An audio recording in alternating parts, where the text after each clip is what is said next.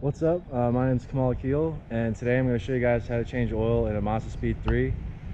Mine's a 2013, so it's the second generation, but this is pretty much the exact same procedure for Gen 2 and Gen 1 Mazdaspeed3s because the engine's pretty much identical in both of them.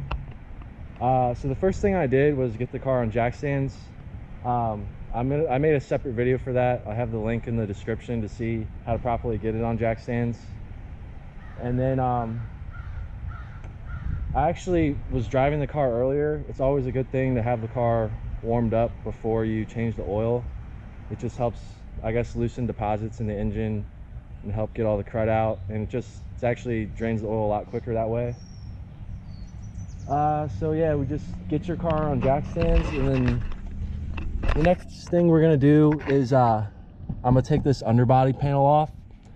For mine, which is a 2013, like I said, it actually has an access point for the oil filter, and then the drain plug is back here, and you can change the oil without taking this off. But I know for the older models, especially the first generation of the Mazdaspeed3, they didn't have those access points, so I'm just gonna take the underbody panel off anyways, and also just give you guys better visibility of how to do everything.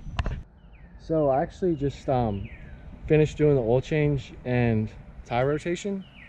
I figured I'd just show you guys everything you'd need now, just so you don't get stuck halfway through realizing you don't have all the necessary tools. So as far as getting the car in the air to change the oil, just had 4 jack stands, jack. I had some wheel chocks, which aren't completely necessary, but it's just for safety pretty much. And just have these wood planks that also helped for getting the car on jack stands. And then as far as tools, well, first of all, you know, you're gonna need oil. So the Mazda takes 6 US quarts. I got 5W30 fully synthetic. Just got that from Advanced Auto Parts. And then you're gonna need a new oil filter. When I got this, I've always used the Mazda OEM filter. And then every time I go get one, I just also ask them for a crush washer for the drain plug, and they just slip it in there most of the time. Sometimes they'll charge you for it, sometimes they won't, depends on the dealership. And then the only other thing is this old drain bucket. I also got that from Advanced Auto Parts. And then once you're done with your oil change, you can take that back over there and dispose of it for free. They've never charged me for that, and I don't think they will. And I also just have brake clean for cleaning off underneath after I change the oil in case things get messy. One of these just for putting the new oil in the car. Rags, safety glasses, and flashlight makes checking things out easier. And as far as what you'll do to change the oil, after you get it on jack stands, the first thing you're gonna do is take the underbody panel off, which I just have an electric gun for that. And it's gonna be 10mm screws. And then there's also gonna be 2 plastic rivets on the underbody panel as well. And I just used a pry tool like this to get those off. So then once you have that off, you're gonna just break the drain plug loose, which I just have a normal 3/8 ratchet and a 17mm socket. And then when you're going back on with the drain plug, just use the normal torque wrench and torqued it to 30 foot-pounds. And then for your oil filter, changing that, I just have a standard oil filter wrench. And then going back on, I just tighten it down by hand. Always done it that way, never had an issue. And then if you're gonna rotate the tires as well, like I do that every oil change. I just have an impact, and your lug nuts are gonna be a 21mm. And then for going back on, I have a torque wrench for 100 foot-pounds. And then yeah, I use these needle nose pliers as well, because when rotating my tires, I did notice that one of them had a nail in there. So to check it before I actually pulled it out, I just spray it with soapy water, and if there's bubbles, then you know it's leaking air. If there aren't, then you might be okay. So that's when I used the needle nose pliers to pull the screw out, and thankfully it wasn't a long enough screw to actually puncture the tire, and I was good. And then I just sprayed some more soapy water on there to make sure. So yeah, that's pretty much everything you're gonna need for changing the oil. So every time I'm under the car, I put safety glasses on. I don't always wear safety glasses, but when you're underneath the car, that's more likely when something's gonna fall in your eyes. So it's just a good idea, unless you don't care about something getting in your eyes.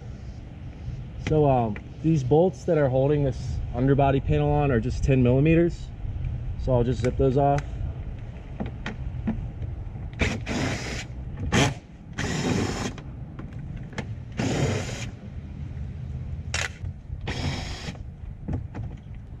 And then the only other thing, once you get all those 10 millimeter screws out, it looks like there's just some, it looks like it's just two of these plastic rivet pieces on each side. So I'll just pop those out real quick.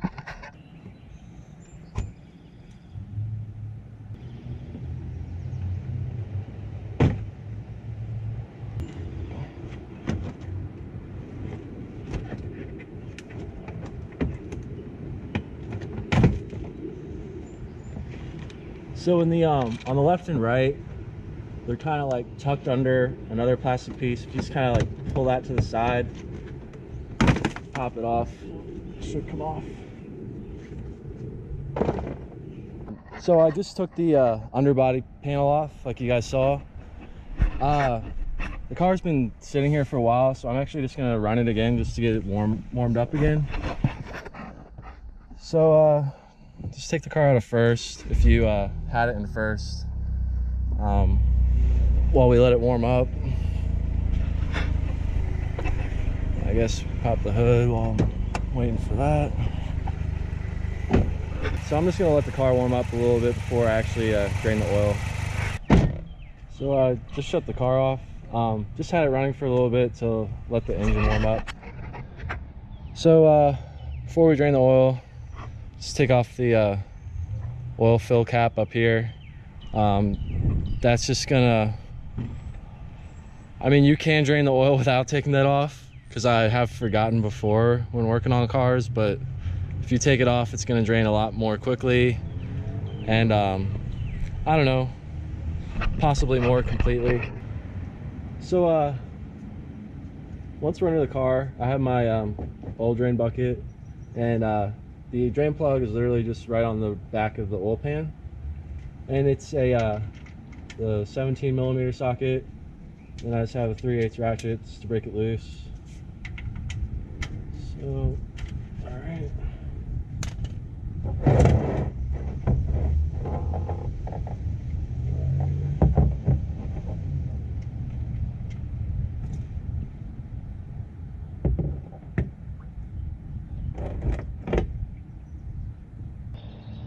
So I'm just letting the oil drain out right now. Before I'm gonna like put the drain plug back in before I do the oil filter, because the plastic drain bucket I have isn't really big enough to collect oil from both of them. But this is the oil filter that you're gonna need. That's the part number there. I just get it from Mazda, because also when you do go to the dealer, it's easier to also get I just always ask them for a crush washer for the drain plug. I think these are super important. The tightening torque for the drain plug is 23 to 30 foot-pounds. So it's pretty important to have one of these when you're torquing it down, because it crushes this when you tighten it to spec. And if you don't have one of these, then you're putting a lot of stress on your threads of your drain plug and the threads in your oil pan when you tighten it down to spec. So in my opinion, it's pretty important to have one of these. I don't know if you can buy them aftermarket. You might. So the next thing I'm gonna do is just change that on the drain plug, and we'll tighten that back up. So before I put the drain plug back in, I always like to just wipe down the surface of the oil pan where it's starting into, just to get all any crud off of there that there might be.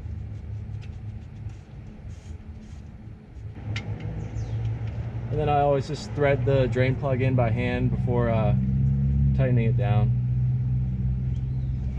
So now that I got the drain plug threaded in by hand, just torque it down. I know I said the spec is 23 to 30.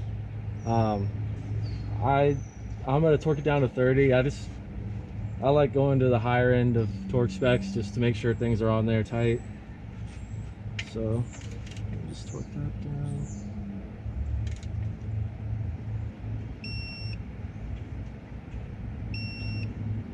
So now we drained the oil, got the drain plug back in there, tightened it down to spec. So now we'll just change the oil filter. To get this off, I just have a standard oil filter wrench. So we'll just break that loose.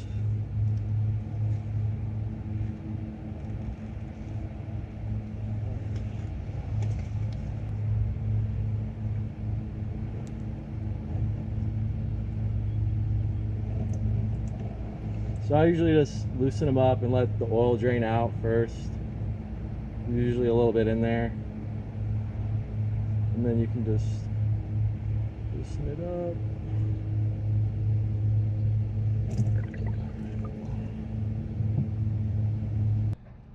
So before I go on with the new oil filter, I just like to take this out of the box. And what I'll do is I'll just dip my finger in some of the new oil and just coat the surface of this with it. That's just I don't know, I guess it's just a good practice to do. That way when you dry the surface of the oil where the oil filter screws on, and if this is dry, it can just cause the gasket to like kind of bind up when you're tightening it down. So it's good to just put a little oil in there to have a little lubrication, so when you screw it down all the way, the gasket's laying flat on the oil filter housing surface. So it's the same thing with the oil filter. When you look at the oil filter housing surface, it's just dirty and cruddy, so I always just like to wipe it down with a rag before I go on with the new oil filter.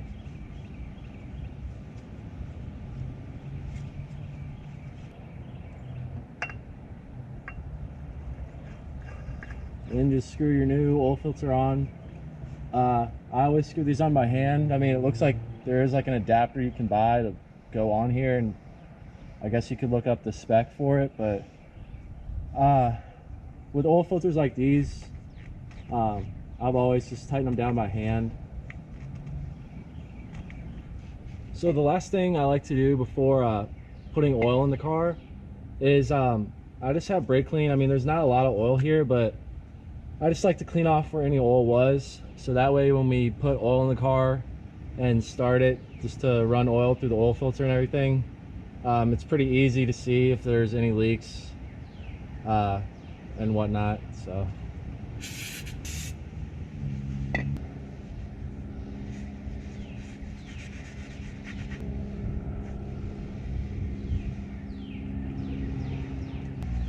I just sprayed down the back here where the old drain plug goes, and then I just sprayed down and wiped down all around where the oil filter housing is, so that way when we start the car, it's really simple and easy to see if there's a leak. Which the other thing is just make sure you don't double gasket the oil filter. It's pretty rare for the old gasket to stay on there. In most cases, it's if the oil hasn't been changed in an extremely long time. So, but just always check for that. It's pretty obvious if the old gaskets get stuck on there. So now we'll just add oil to the car and then run it and check the oil level. So this engine takes 6 US quarts. I just get my oil from Advanced Auto Parts. The car takes 5W30, and it actually doesn't call for fully synthetic, but I always put fully synthetic, especially since it has a turbocharger. So yeah, I just get one of the big jugs, which is 5 quarts, and then I also you just get an extra single quart jug, and that's all you need.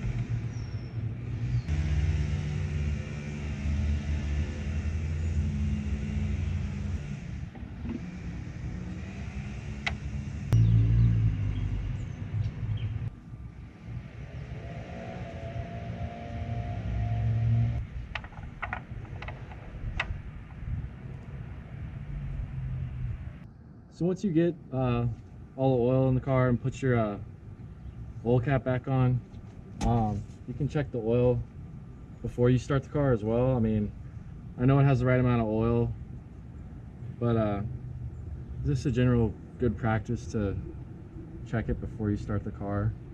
So for accurate readings, I always take the dipstick out first, wipe it down, then put it back and check it.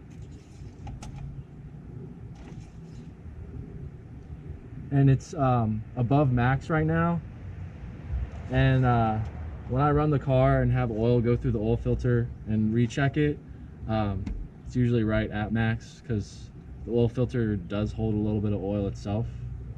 So that's the next thing we'll do, is just start the car and then come back and recheck the oil level.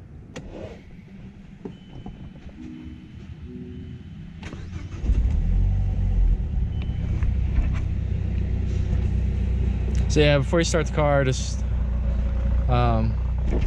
make sure it's in neutral, and then yeah, don't forget to like put your oil cap on or anything like that. And I usually just let the car run for about a minute, just to give the oil good amount of time to just run through the engine and the oil filter and everything. And then we'll just recheck the dipstick, make sure there's no leaks underneath the car at the drain plug or the oil filter, and then we're pretty much good to put the underbody panel back on and get the car off jack stands, if that's all you're going to do. I was also going to rotate the tires as well. I've had this car since it was brand new. It only had 50 miles, and I've changed the oil every 5,000 miles since I've had it, and it's got 65,000 miles now. For these cars, that's a good amount of mileage to do, especially with if you're using fully synthetic at every oil change. And I've actually rotated the tires at every oil change as well. It's just a good idea if you want all 4 tires to wear evenly. I guess you could do it every other oil change if you're doing it more like frequently, but I just stick with the 5,000 mile rule. And it's worked out pretty well for me. So I let the car run for about a minute, and now we'll check the oil again. So yeah, that's why, like, the oil's all over the place. That's why you take it out and wipe it down, then put it back in for an accurate reading. And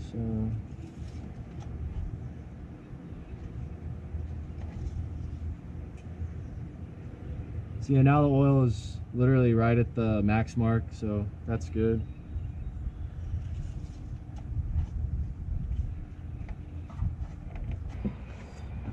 Alright, so now the last thing to do is just get the underbody panel back on. Before I did this, I just like to just with my flashlight, I just look over everything, make sure nothing looks off, especially with like the suspension components. I pretty much looked all along the car, because since you're not taking it to someone to change the oil, which they would do that, look over the whole car for you, it's a good idea to just do that yourself. Just make sure there's nothing broken, so you're not driving around the road with anything dangerous going on. So there's these little hook parts in the front here. You just want to get it over the the tab right there. You just want to get this over that. You just do that on both sides.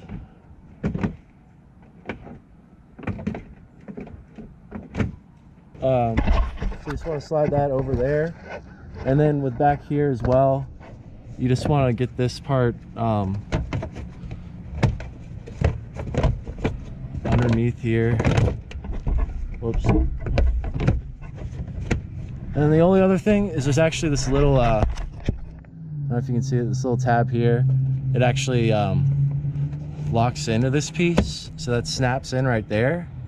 And it's also the so now you can see you're just gonna have your tins here, those plastic rivets there, tins here, here, and then same thing, you know, you just slide this over this with this part on the outside. You have the two other tins, and then there's that clip on this side that snaps in as well. I always like to just put all my screws in by hand first, because I've noticed that if you just start putting them in one by one and tightening them all the way down, that sometimes when you get to the opposite corner of the underbody panel, you can't line it up to thread it in, and then you got to go back and undo all the screws. So it's just a good idea to just thread them all in first, then just go around and zip them all down.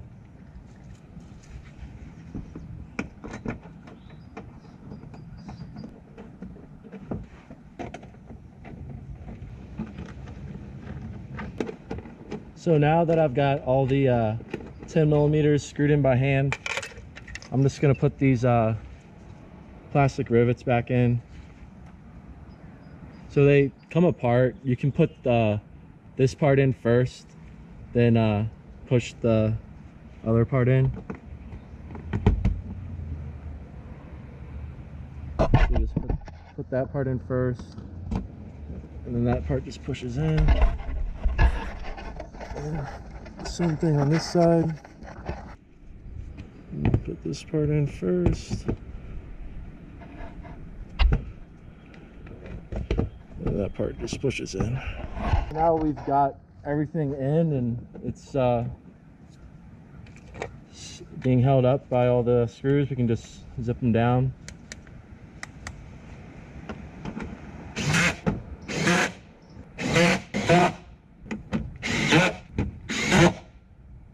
So yeah, as far as the oil change goes, after you get that underbody panel back on, you're all good to go. All you gotta do is just get the car off jack stands.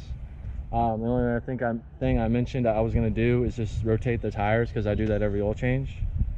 So I'm just gonna take care of that now, so y'all can stay tuned if you want to see how I do it, and then maybe do it yourself. When it comes to rotating your tires, there's a few things I guess you should just know. I mean, if you have a Mazdaspeed3, then you should, from the factory, have the same size tire at all four corners. So you just call that a square setup. But you can always just double check. It should just be 225s all around. And then the other thing is I always rotate the tires front to back. Some people like to do like a crisscross pattern, or even like mix it up, like just rotate the rears straight up but cross the fronts when going to the back, or vice versa. I've never done that. I just prefer rotating each side the same way, front to back. And then for me, I actually have to do that because I have directional tires, so they have to go in the same direction. So there's really no other way for me to rotate them. But I also just like doing that because when you change the direction of the tires, even if it doesn't say it has to go in a certain direction, that usually causes more tire noise. So it's a good idea to, if you want to prevent that, just to keep the tires going in the same direction that you put them on when they were brand new. And so by doing that, just rotate them front to back.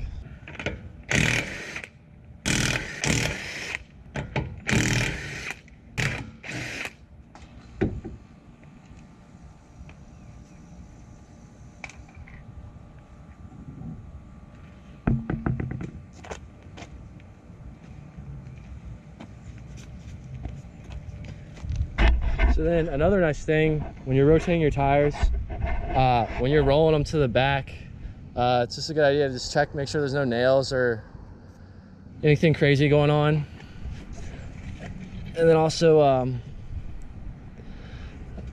the other nice thing is once you got the wheels off, you can just inspect your brakes, just check the thickness of your pads and everything, and you can just get better access to check all the suspension components, making sure nothing got damaged or anything.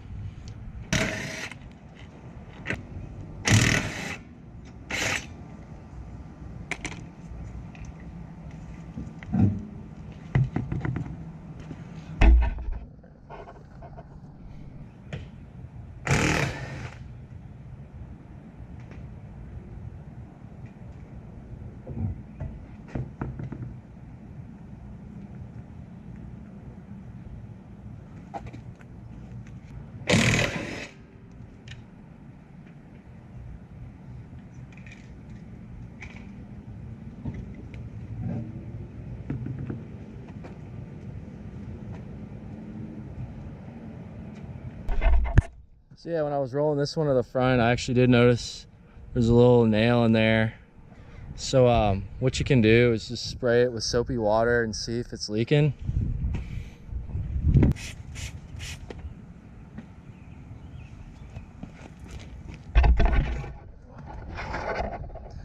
So usually it starts bubbling if it's leaking, which doesn't look like it is. So I'm gonna try and pull it out and hope for the best. So to get it out, I just have some needle nose pliers, and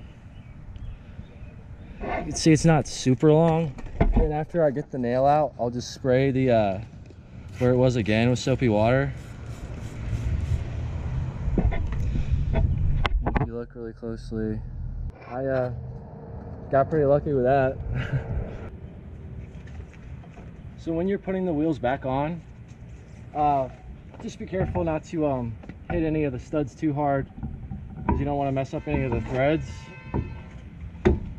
So I'll get it on there, and then to hold it in place, I'll just put thread one lug nut on at the very bottom, because that'll prevent it from moving at all. If you put it at the top, the bottom can still swing out. So I just like putting one at the bottom there, and then I just thread all my lug nuts on by hand, because that way you avoid cross threading anything.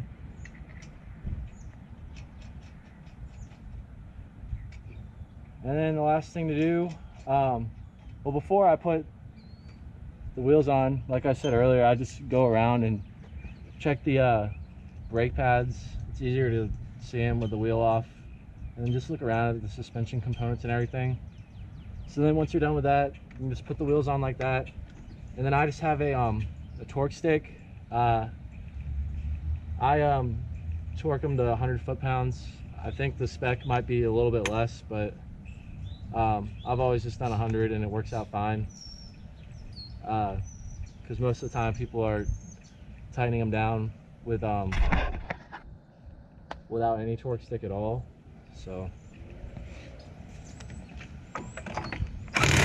I just go in a diagonal pattern. So I'll do the bottom here and here and here. So it's just so it goes on evenly.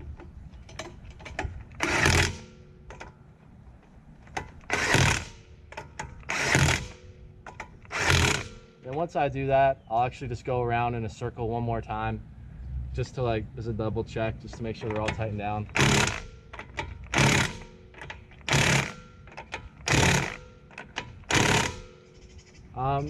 And that's it pretty much. Just do that for all four wheels, and you're done rotating the tires. So yeah, that's how you change the oil and rotate the tires on a Mazdaspeed3. Hope this was helpful to anybody watching, and thanks for tuning in, and I'll catch you guys later. Peace. So there's one thing I forgot to tell you guys, but so after you rotate your tires, if it's not all-wheel drive, then most likely you're gonna have different tire pressures front to back. So it's just a good idea. So after you rotate them, just come to the open your driver's door, and then here you can actually check the front and rear tire pressures. And you can see that the it's just 1 psi different. Front's supposed to be 35, rear's supposed to be 34. Sometimes it's more than just 1 psi, but I mean, I'll probably end up going to a gas station and checking them anyways, because when I change my oil and rotate my tires, it's usually a good time to just check your tire pressure anyways. So I'll just go change those up a little bit so I have the correct tire pressures. So yeah, just thought I'd let you guys know that.